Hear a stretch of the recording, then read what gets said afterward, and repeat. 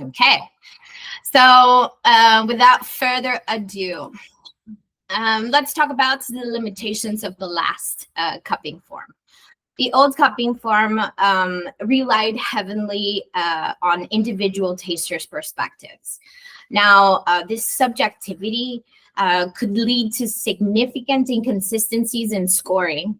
One person might cup a coffee very high while the other person might cup it really low.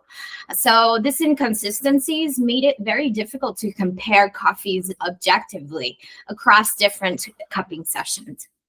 It was one dimensional. The old form focused on one single score, which often failed to capture the full sensory experience of coffee. Have you ever been in a situation, and I know some of you have already told me that you have, that your customer comes into your place and says, what's this coffee score? Yeah, while it's important, the score might be a starting point.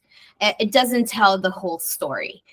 So the rich tapestry of flavors, of aromas, and acidity deserve a more nuanced approach.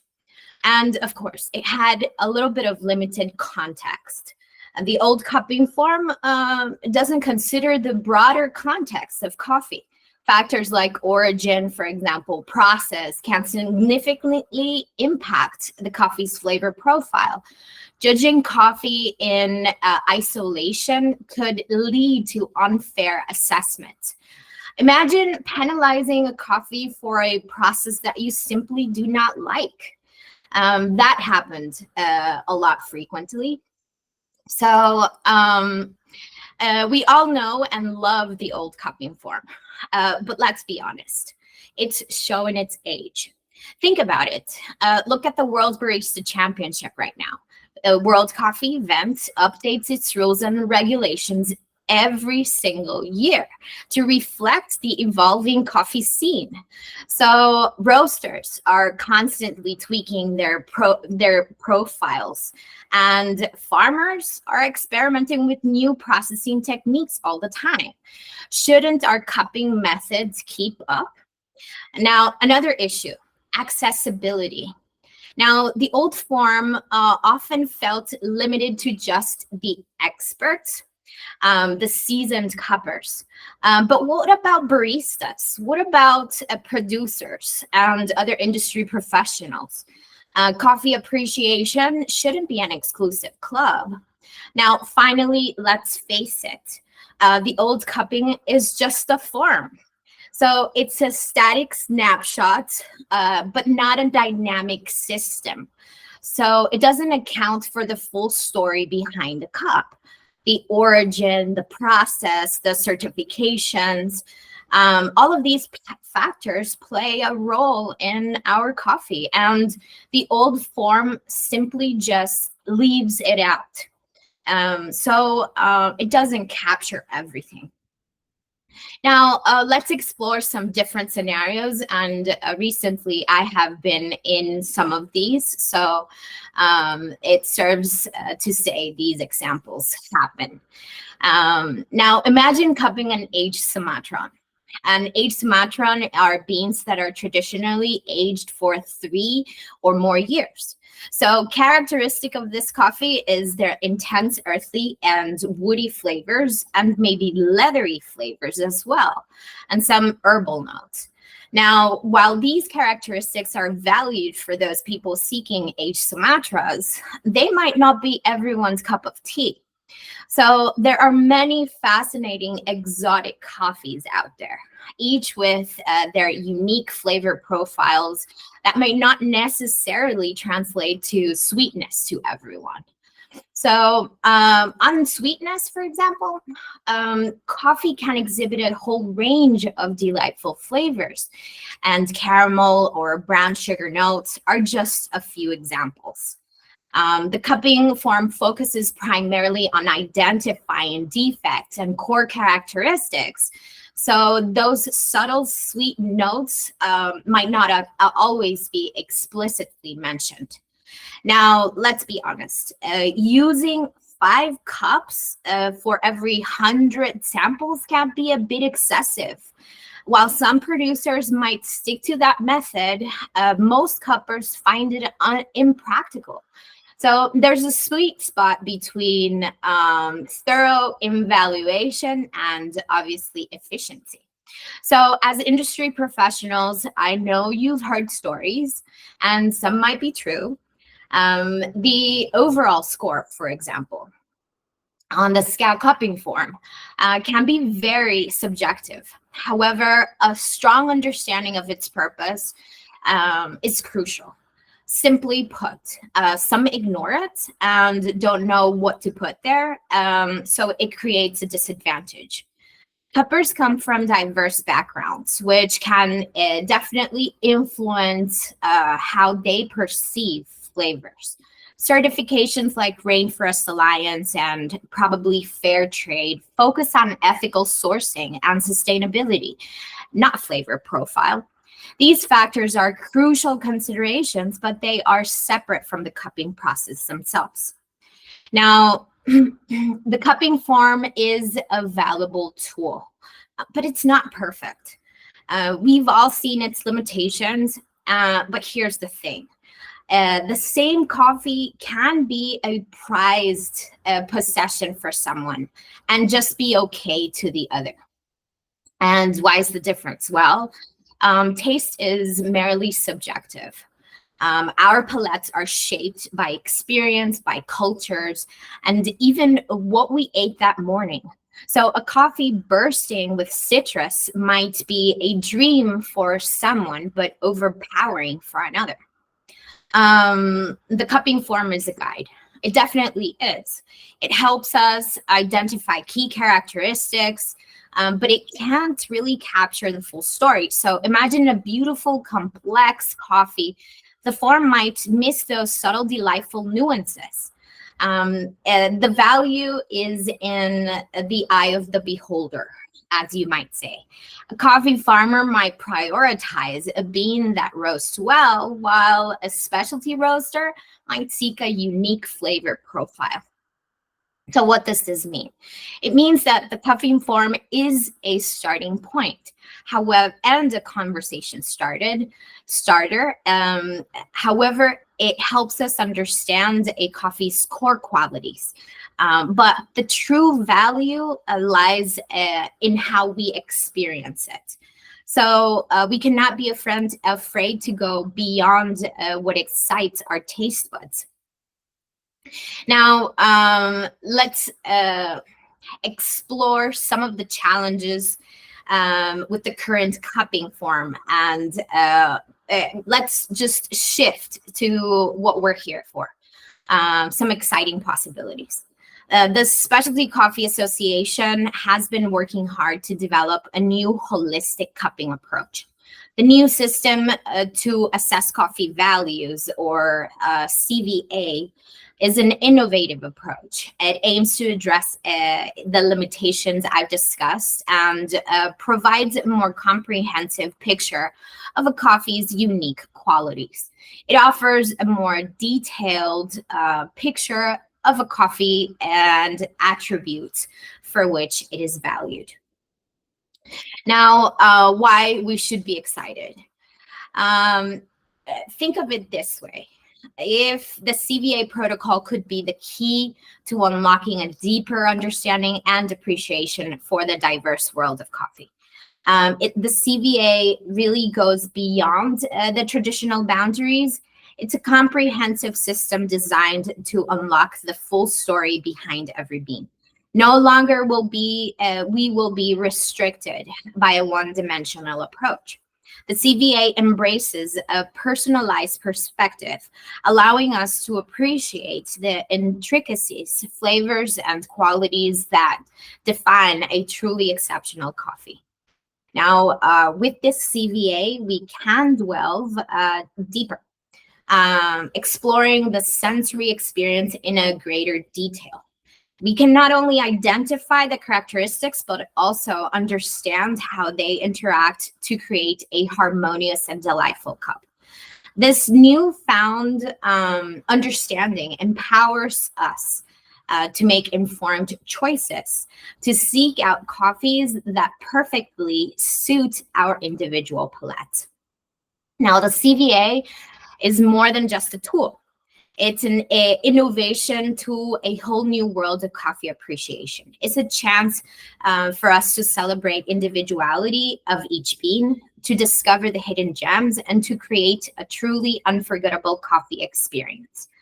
Now, what truly excites me about the CVA is that it acts as a bridge, fostering a richer dialogue, a vibrant chorus of perspectives from every corner of the coffee world.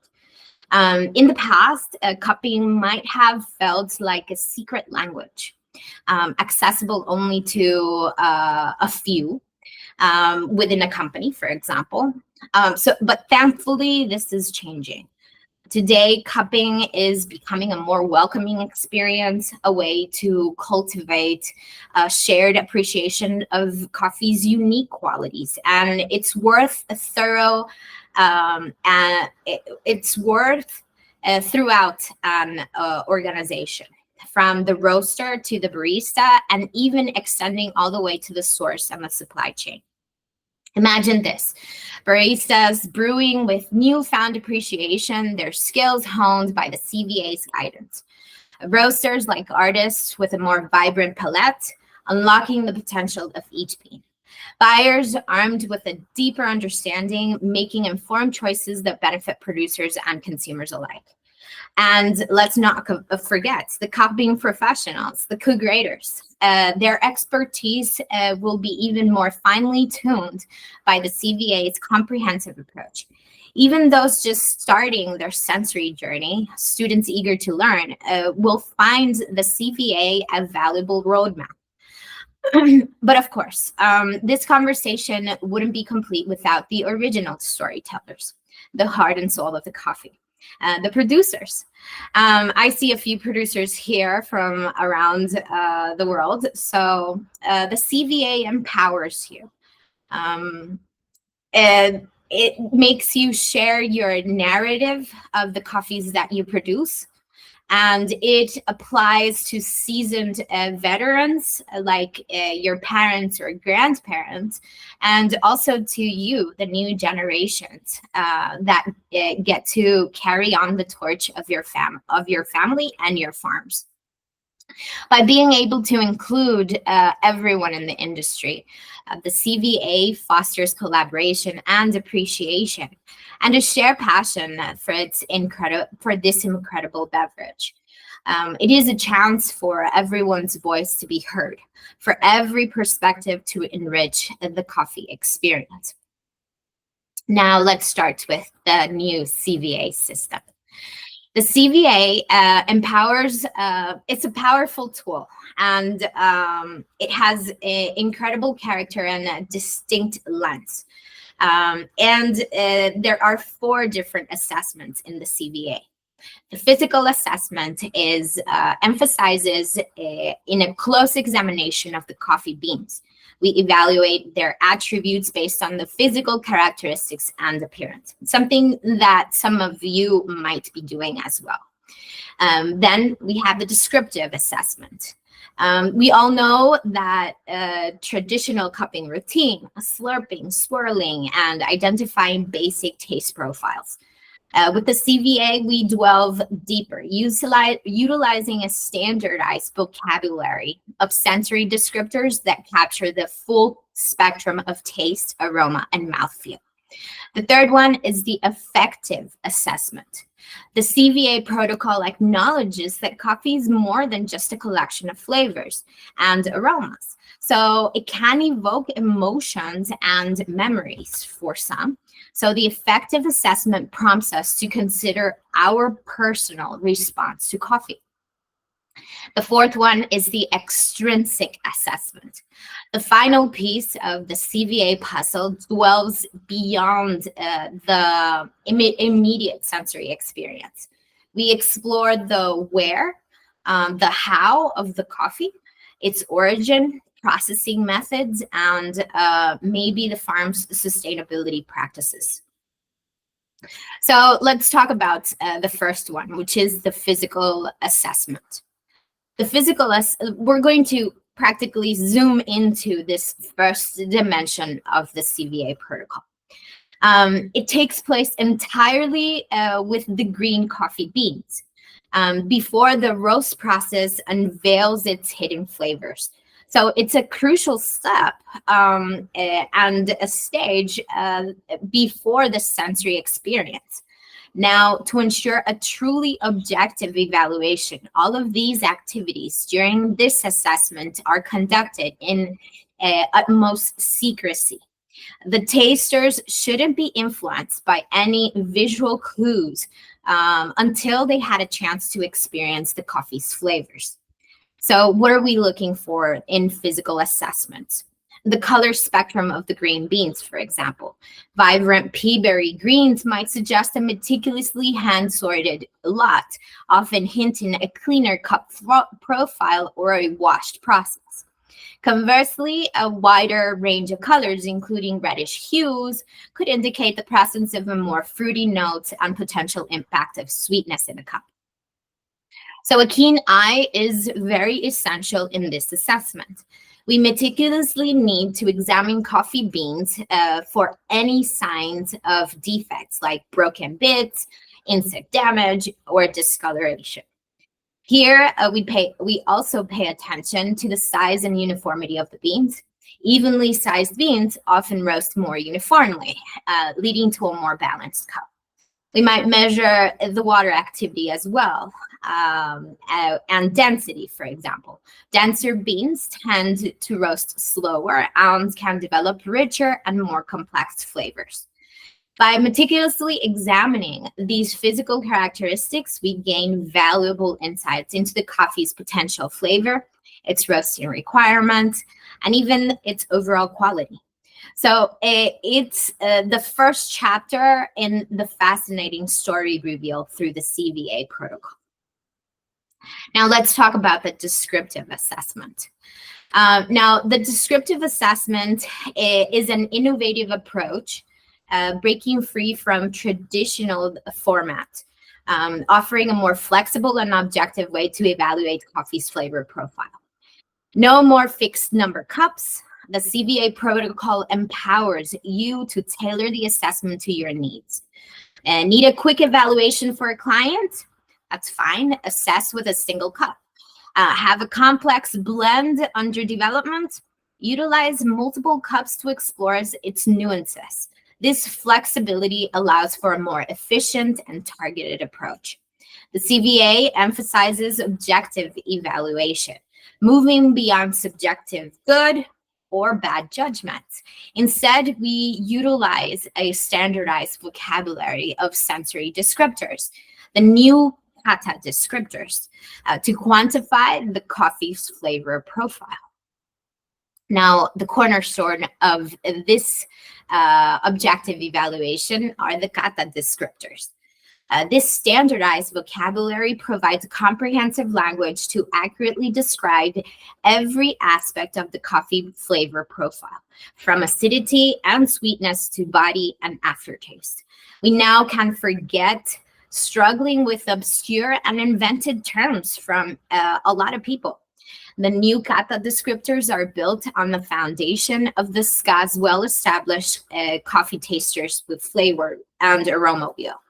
This means we utilize a language you are already familiar with, like chocolate, citrus, caramel, and floral. These common ground eliminate confusion and empowers a broader range of coffee professionals to participate in an objective evaluation. The new kata descriptors facilitate a rapid sensory profiling technique. And this is a boon for busy professionals who need a quick, informed about coffee. One of the most exciting aspects of the new kata descriptors is their accessibility. The training requires to utilize the system is significantly lower compared to traditional descriptive panel methods. This opened doors for a wider range of professionals, from experienced roasters to enthusiastic newcomers, to participate in objective coffee evaluation. Now, the beauty of the new kata descriptors lies in its user-friendliness. Imagine this. You have a cup of coffee in front of you, you analyze its aromas and taste profiles, then simply select the relevant kata descriptors that you like. It's as simple as checking the boxes on the flavor map. This system is simple, it's efficient, it's accessible, and empowering professionals across the coffee industry. Here, tasters are not asked to rate intensity of an attribute, but rather just identify the attributes present in a sample. Now, the sensory assessment used in the value assessment system combines intensity, ratings, and kata descriptors, seeking to offer cuppers a familiar descriptive approach. Instead of quantifying the intensity of a specific sensory attribute, such as chocolate, for example, the intensities rated are those of the cupping sections like those used by cuppers for years. Intensities rated based on fragrance, aroma, flavor, aftertaste, acidity, sweetness, and mouthfeel, just like so. Now let's talk a little bit about the next assessment, the affective assessment. Now, the protocol acknowledges a crucial dimension often overlooked, our emotions. The affective assessment dwells into the subjective experience we have with coffee, the feelings, the preferences it evokes with us. Now, imagine this. You meticulously assessed coffee through physical examination and sensory profiling. Now, the affective assessment invites you to step back and consider your own impression of quality. Now, this isn't just about technical proficiency. It's about your opinion on coffee's distinctiveness and desirability. The CVA protocol doesn't shy away from the simple concept of liking or disliking. The affective assessment embraces the idea of acceptance, the emotions you experience as you interact with the coffee. Do you find the flavor profile pleasant? Does it evoke feelings of comfort or excitement? Perhaps it reminds you of a cherished memory or a specific cultural context. Acknowledging these feelings is a crucial part of the overall evaluation. While some aspects of the affective assessment might seem subjective, the personal judgment of good and bad, the CVA protocol acknowledges a spectrum of experience as well. It encourages us to move beyond binary judgment and consider the nuances of our emotional response. If the coffee is the coffee enjoyable, even if it is not perfectly aligned with your preferences? Of course, that might be an answer to have. Does it have a unique character that, while challenging, sparks your curiosity? So the affective assessment recognizes that our emotional responses are influenced by both nature and nurture. Some reactions, like recoiling from a spoiled aroma or extreme bitterness, are hardwired instincts. Others are shaped by cultural experiences. Perhaps a specific coffee profile reminds you of a childhood memory. We don't know. Understanding these influences allows us to have a much more holistic understanding of coffee experience. As you know, this assessment explores the emotional and personal experience we have with coffee. But SCA has introduced some fantastic changes that provide even richer evaluations on the affective assessment. First, balance and clean cup. Now, balance is part of the overall, and clean cup is rated in flavor. The CVA protocol now incorporates a 9-point hedonic scale. ranging from extremely low, just think of something that's spoiled or intensely bitter, for example, and that would be rated 1, to extremely high, like a truly exceptional coffee or a delightful cup. That would be a 9. Or maybe a middle ground, which would be a neutral, neither high nor low, which sits in number 5.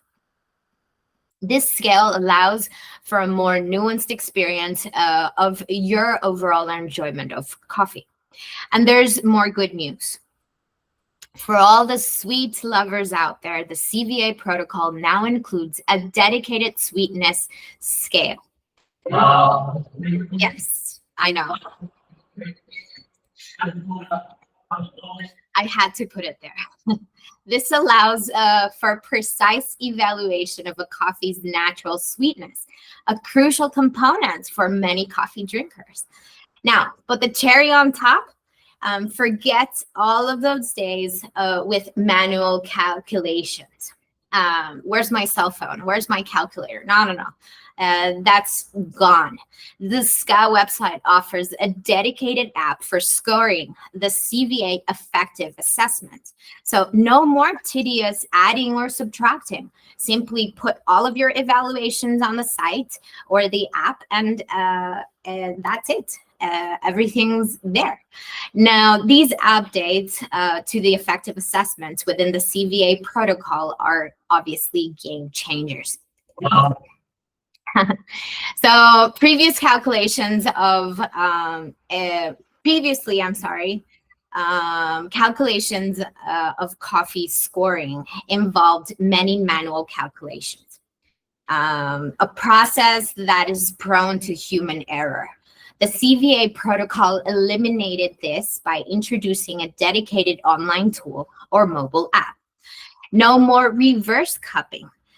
In the past, coffee might receive a high overall score, prompting cuppers to go back and adjust individual categories to fit the perceived overall quality. This manipulation undermines the objectivity of the evaluation. The independent evaluation system ensures that each coffee is judged objectively on its own merits. No longer will a coffee's final score unfairly influence the evaluation of its individual characteristics. This promotes a more holistic and accurate understanding of the coffee's true potential. Now let's go to the extrinsic assessment. Now, the extrinsic assessment goes beyond the immediate sensory experience. We become kind of like detectives, uncovering the informational and symbolic attributes that contribute to a coffee's value, particularly within the realm of specialty coffee. For example, origin and terroir. A coffee from a renowned region like Brew Mountain from Jamaica or Gesha from Panama commands a premium due to its unique growing conditions and flavor profile. Processing method. A meticulously washed coffee might hold value for roasters seeking clean, bright flavors, while a natural processed coffee might be priced for its complex, fruity notes. Varietal distinction. Rare heirloom varieties like Rume Sudan, Laurina, and Gesha can be highly sought after for their distinctive flavor profiles. Sustainability practices. For example, consumers now increasingly value coffees grown with a focus on environmental and social responsibility. So certifications like Fair Trade or Rainforest Alliance can add extrinsic value. Cultural significance. Coffee can be deeply intertwined with cultural traditions.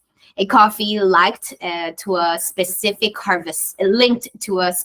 coffee festival, for example, or a unique brewing method might hold significant value within a particular context or culture. The CVA protocol's extrinsic assessment is a powerful tool. It allows us to move beyond the cup and appreciate the coffee's journey, its cultural significance, and the value it embodies.